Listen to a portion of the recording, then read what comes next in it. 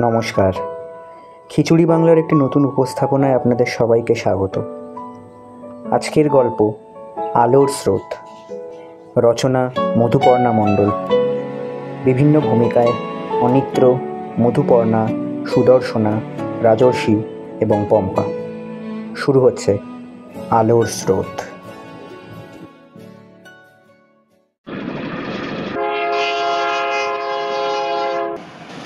শিয়ালদা দক্ষিণ শাখার একটি লোকাল ট্রেনের কামরা। গলা পরিষ্কার করে ছেলেটি জিজ্ঞেস করল, শেষের কবিতা পড়ছেন নাকি? অপ্রত্যাশিত প্রশ্নে মেয়েটির পড়ার ছন্দ ভেঙে গেল।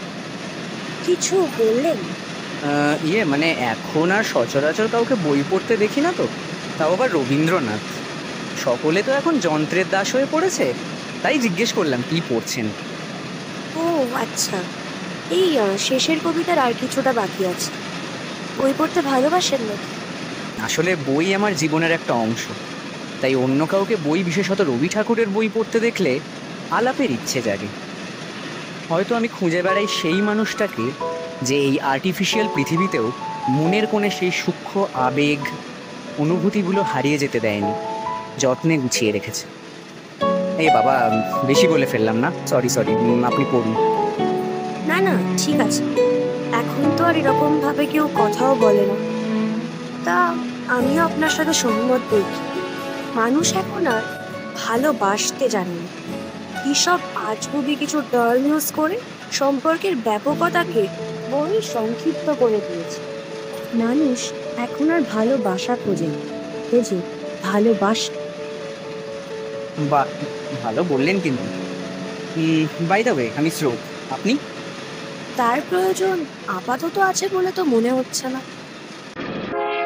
পরের স্টেশনটা চলে এলো বোধহয়। মেয়েটি আর দেরি না করে নেমে পড়ল সেই স্টেশনে। স্রোত দেখে নিল স্টেশনের নামটা, বালিগঞ্জ। সে আজ সোনারপুরে এক বন্ধুর বাড়ি থেকে ফিরছে। সবে সবে কলেজে ভর্তি হয়েছে স্রোত। কাল তার কলেজের প্রথম দিন। কলেজের বাংলার ছাত্র স্রোত। কলেজে প্রথম দিন হওয়াতে একটু চাপেই ছিল সে। কলেজে হঠাৎ ঢুকতেই দূর থেকে ডাক পড়ল, এই যে ভাই, ফার্স্ট ইয়ার নাকি? বাংলা? তা বাংলা শুধু পড়ো না খাওয়াও হয়? প্রশ্নের তীক্ষ্ণ বাণে বিদ্ধ হলো স্রোত।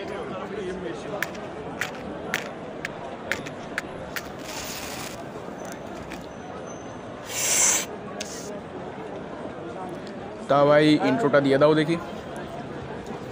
হঠাৎ পাশ থেকে একটা গলার স্বর, এই অরিন্দম, তোরা আবার শুরু করলি? উফ, তোদের নিয়ে না আর পারা গেল না। দেখ, বেচারার মুখটা একদম শুকিয়ে গেছে। স্রোত ভাই, চলো। নিজের নাম শুনতে পেয়ে অবাক হলো স্রোত। পেছনে ঘুরে দেখলো সেদিনের সেই মেয়েটা যাকে সে ট্রেনে দেখেছিল। আরে তুই এখানে? তো তুই চিনিস নাকি একে? আরে না না, ঠিক সেরকমভাবে চিনি না, তবে ট্রেনে একদিন দেখা হয়েছিল আর কি। স্রোত এই সুযোগ বুঝে মেয়েটিকে বলল, আমাকে বাংলার ফার্স্ট ইয়ারের ক্লাসরুমটা একটু দেখিয়ে দেবে? এসো। তারা দুজন সেই সিনিয়রদের দলকে পাশ কাটিয়ে হাঁটতে শুরু করলো।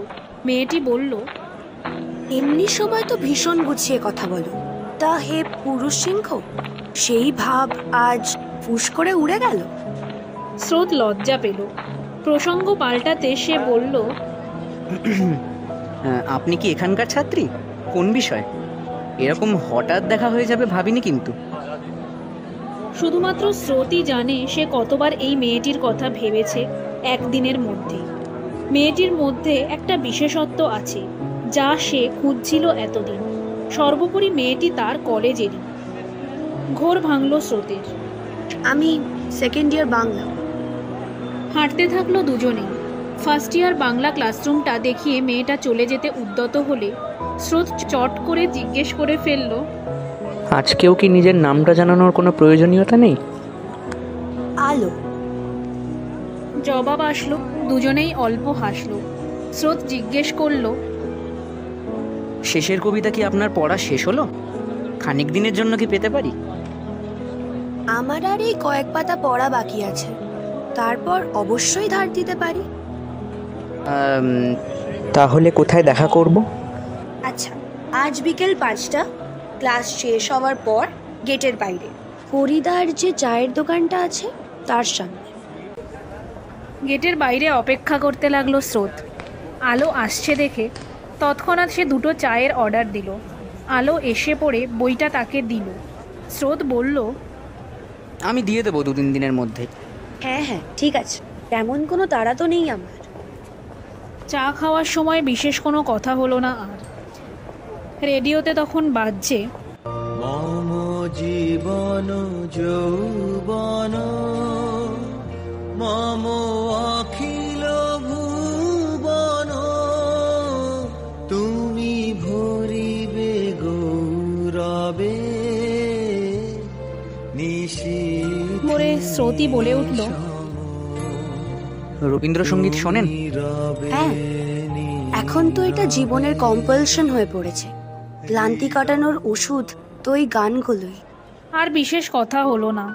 আলো বলল, আমি তাহলে আজ আসি, পড়ে বলো কেমন লাগলো। হ্যাঁ হ্যাঁ মানে হ্যাঁ হ্যাঁ হ্যাঁ অবশ্যই অবশ্যই। স্টেশনের দিকে চলতে শুরু করলো আলো। সেও তো স্টেশনের দিকেই যাবে, কিন্তু দাঁড়িয়ে থাকলো স্রোত। মনে শুধু একটা সুর বাজতে থাকলো, ক্ষণিক আলোকে আখির পলকে তোমায় যবে পাই দেখিতে। রাতে নিজের ঘরে স্রোত বসলো বইটা খুলে। কিরকম একটা অদ্ভুত অনুভূতি হচ্ছে। বই সে আগেও পড়েনি এমন নয়, বরং সে বই পড়তে ভালোই বাসে। তার কাছে বই পড়া যেন নেশা। বিড়ি, সিগারেট, মদ, গাঁজার মতো ক্ষতিকারক নেশা সেটা নয়, কিন্তু একবার সেই নেশা পেয়ে বসলে জীবনে খাওয়া ঘুমের সময়ের ঠিক থাকে না। ঘড়ির কাঁটা যেন থেমে যায় বইয়ের পাতায়। তাই হলো আজও। দেখতে দেখতে সময় কেটে গেছে অনেকটা। কি যেন একটা নেশা, অজানা নেশায় পেয়েছে স্রোতকে। রাত প্রায় 3টে, আরেকটু পড়া বাকি আছে তখন স্রোত খেয়াল করলো পাতার একদম নিচে নীল কালিতে কি যেন লেখা, আলোর নাম্বার। মনটা নেচে উঠল তার। তখনই নাম্বারটা সেভ করে মেসেজ করলো আলোকে। পেয়ে গেছি, কিন্তু রিপ্লাই এলো না। অপেক্ষা করেও যখন দেখলো উত্তর আসার কোনো সম্ভাবনা নেই, তখন শুয়ে পড়ল স্রোত। অদ্ভুত একটা অনুভূতি। এটারই কি অপেক্ষা করছিল সে?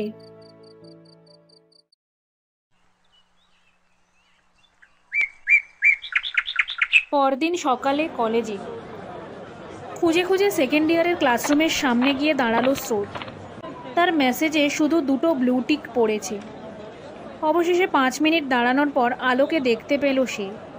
বুকের ভেতরে ছ্যাঁত করে উঠল। এমন কেন হলো? মনে মনে ভাবল স্রোত। আলো তার দিকে এগিয়ে এসে বলল, হয়ে গেল এত তাড়াতাড়ি? ট্রেন ধরার তাড়া ছিল বুঝি? না, তারা ছিল শুধু নিজের নামটা এমনই কোনো একটা বইয়ের প্রথম পাতায় খুঁজে পাওয়ার। কিন্তু তার বদলে কি পেলে? শুধু কয়েকটা সংখ্যা মাত্র। স্রোত কি বলতে যাচ্ছিল, কিন্তু ক্লাস শুরু হওয়ার তাড়ায় আর দাঁড়াতে পারল না। বলল, সংখ্যা দিয়ে তো আমরা কত জিনিসের মূল্যায়ন করি, কিন্তু এই সংখ্যাটা অমূল্য। আর আই কন্ট্যাক্ট মেনটেন করতে পারে না সে। নিজের ক্লাসরুমের দিকে পা বাড়ায়। কিছুক্ষণ বাদে ক্লাসের মাঝখানে হঠাৎ মেসেজ ঢোকার শব্দ পেয়ে ফোনটা খুলল স্রোত। আলোর মেসেজ। আজ ফ্রি আছো? তাহলে একবার দেখা করতাম। কলেজের পর যদি হাতে কিছুটা সময় থাকে তাহলে কালকের সেই চায়ের দোকানের সামনে দাঁড়িয়ে। ঠিক আছে, কলেজ শেষে সেখানেই অপেক্ষা করব। আবার সেই হরিদার চায়ের দোকান। আজ সেখানে আলো দাঁড়িয়ে আছে। স্রোত আসতে সে বলল, চলো আজ আমার খুব পছন্দের একটা জায়গায় যাওয়া যাক। গঙ্গার ঘাট। বেশ খানিকক্ষণ হয়েছে তারা গঙ্গার ঘাটে এসে পৌঁছেছে। ঘাটটা বেশ ফাঁকা ফাঁকা। আলো নিজের ব্যাগ থেকে একটা বই বের করে আনলো, চোখের বালি। সেটা দিল স্রোতের হাতে। স্রোত বইটা খুলে দেখলো প্রথম পাতায় সেই দিনের তারিখ আর তার নাম লেখা। আলো বলল, এটা ফেরত দিতে হবে না। শুধু হাসল স্রোত। বিকেলের এই পড়ন্ত সূর্যর আলোয় অন্ধকার ঘনিয়ে আসলেও সে এখন খুঁজে পেয়েছে তার নিজস্ব আলো। আলো বলল, প্রেমপত্র লেখা কাগজ নৌকাগুলি স্রোতে ভাসাতে দেবে আমায়?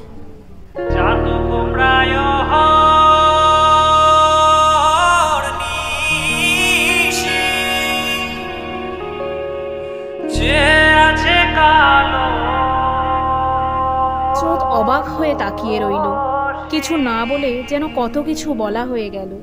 সে গেয়ে উঠল, আলো আমার আলো গো, আলো এ ভুবন ভরা, আলো নয়ন ধোয়া আমার আলো হৃদয় ভরা। যে আছে কালো শশী, আমি হব বলে চরণ দাসী, হব বলে চরণ দাসী। ওটা হয় না কপাল গুনে, ওটা হয় না কপাল গুনে আমার, দুজনেই যেন কি এক ঘোরের মধ্যে তলিয়ে গেল। আমার মনের মানুষের দেখতে দেখতে 1 বছর কেটে গেছে। এরই মধ্যে গড়ে উঠেছে হাজার গল্প। বই পড়া, হাত ধরা, আলতো চুম্বন, দুঃখ, হাসি, কত ঝগড়াঝাটি। আজ আবারও তারা আরেক সন্ধ্যা কাটাতে গঙ্গার ঘাটে এসেছে। স্রোত গাইছে, মারো পরানো যাহা চাই, তুমি তাই, তুমি তাই গো, আমারও পরানো যাহা চাই। স্রোত, ওই জায়গাটা গাও না। আমি তোমারও বিরহে রহিব বিলীন। স্রোত শুরু করলো, আমি তোমার বিরহে রহিব বিলীন, তোমাতে করিব গাইতে গাইতে স্রোতের আঙুল ছুঁয়ে ফেললো আলোর আঙুলগুলি। সে বলল, দেখতে দেখতে 1 বছর কেটে গেল বলো। তবুও মনে হয় এই তো সেই দিন ট্রেনের কামরায় প্রথম দেখা হয়েছিল। কতগুলো দিন, আবেগ, ভালোবাসা, প্রেম, রাগ, অভিমান, অপেক্ষা, আমরা জীবন স্রোতে ভাসিয়ে দিলাম না। আর তুমি হয়ে উঠলে আমার জীবনের পথ নির্দেশক, অন্ধকারের আলো। কিছুদিন পর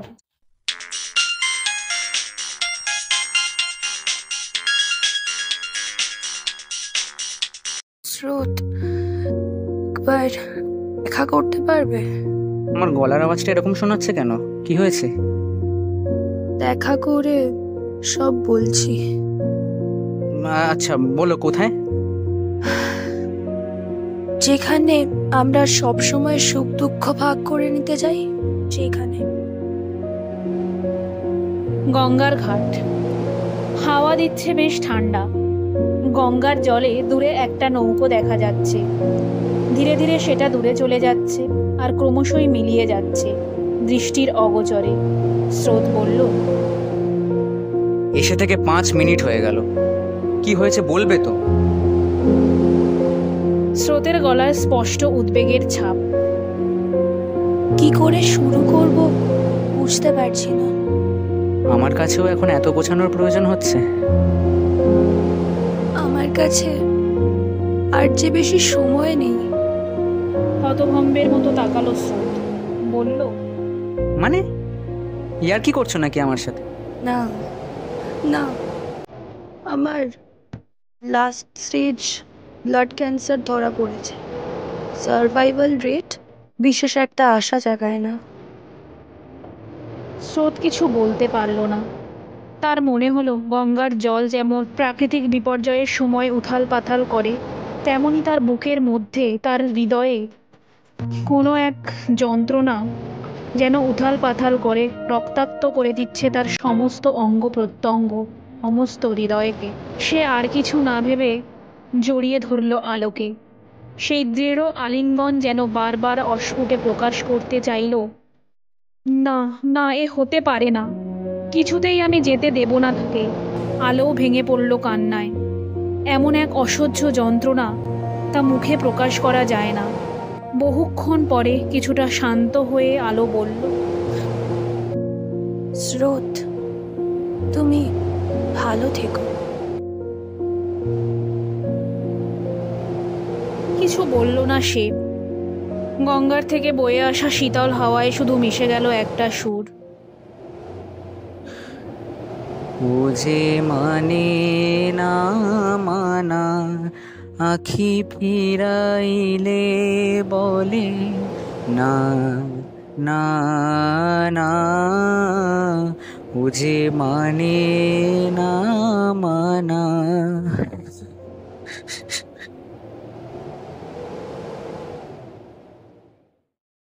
3 মাস পর। উই আর রিয়েলি সরি, এরকম একজন ক্রিটিক্যাল পেশেন্টকে আর বাঁচানো সম্ভব হলো না।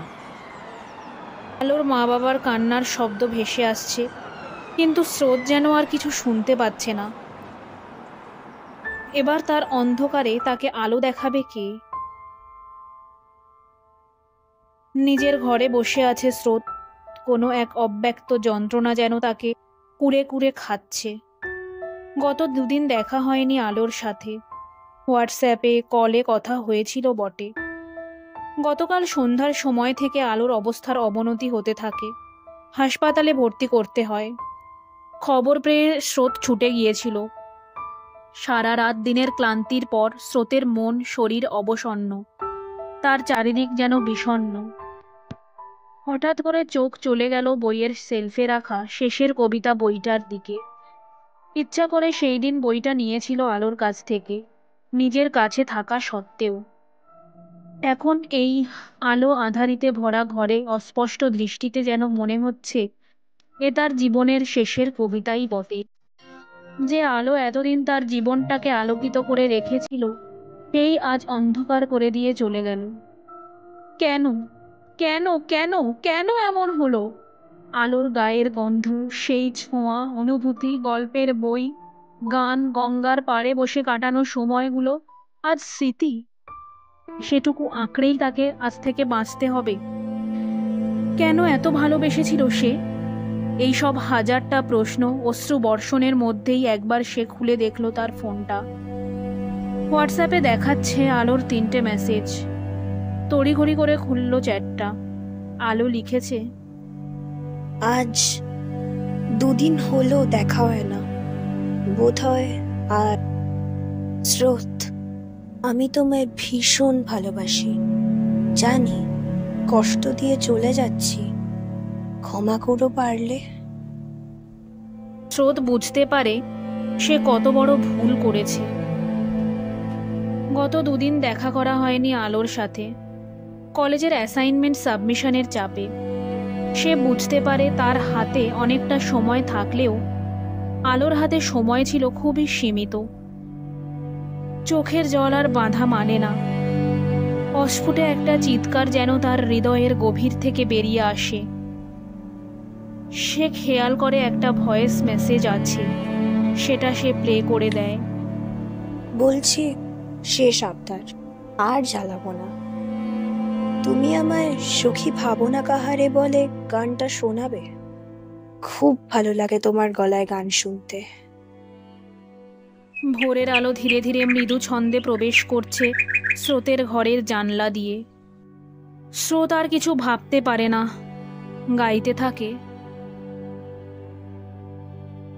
সখী ভাবনা কাহারে বলে, সখী যাতনা কাহারে বলে, তোমরা যে বলো দিবস রজনী, ভালোবাসা ভালোবাসা, সখী ভালোবাসা কারে কয়, সে কি বলি যাতনা মনে।